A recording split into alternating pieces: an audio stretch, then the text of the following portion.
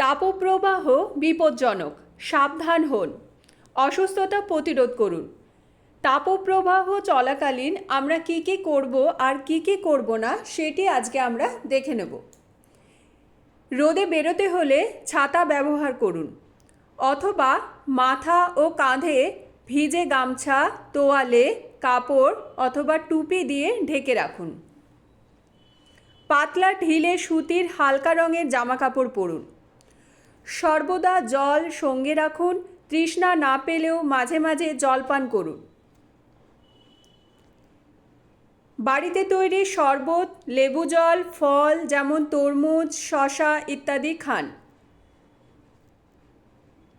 অসুস্থ হলে তাড়াতাড়ি নিকটবর্তী স্বাস্থ্যকেন্দ্রে স্বাস্থ্যকর্মীর সাথে যোগাযোগ করুন।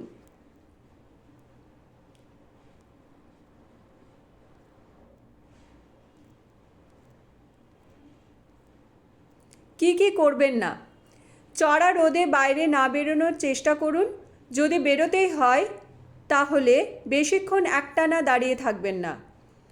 দিনের বেলা চড়া রোদে বেশি পরিশ্রমের কাজ না করাই ভালো। এই সময় অতিরিক্ত চা, কফি, বোতলের ঠান্ডা পানীয় বা মদ্যপান করবেন না।